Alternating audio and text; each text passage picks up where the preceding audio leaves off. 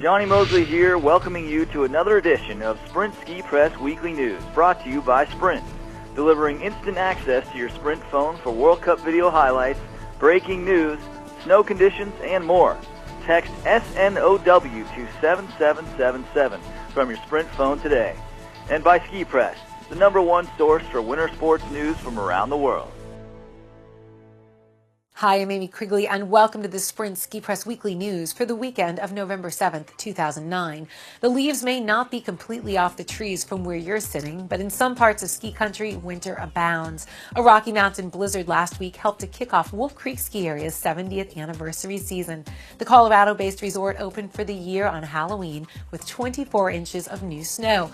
So far this fall, they've received nearly 4 feet of powder.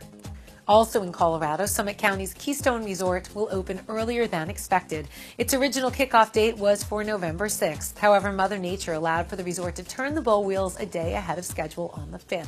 In Utah, Solitude is gearing up to open ahead of schedule. Cold temperatures allowed for snowmaking to begin the first week in October. With some recent snow, the mountain is planning to open a week ahead of schedule. So if you'll be in the Beehive State this weekend, skiing could be in the plans at Solitude. In the East, Mount Snow set a resort record when it opened on October 17th. It's the earliest in the Vermont-based resort's history. It was also the only resort open in New England. The Skipress World website has more detailed information on resort openings across the continent. Ski racing enthusiasts are happy to know not only has the World Cup season begun, but we've touched on an Olympic year. But before we get to Vancouver, there's lots of FIS action to cover. As always, the season kicked off at Solden's Rettenbach Glacier, where Olympic champion Ted Ligety finished in the #2 spot behind Didier Kusch of Switzerland. This makes it the 3rd consecutive year Ligety has earned a place on the podium in Solden. In 3rd was another Swiss skier, Carlos Janka, and almost unheard of, not one Austrian had a podium finish. The country's best result came from Benny Reich in 5th place. Up next, the World Cup heads to Levi, Finland for the weekend of November 14th and 15th for the slalom.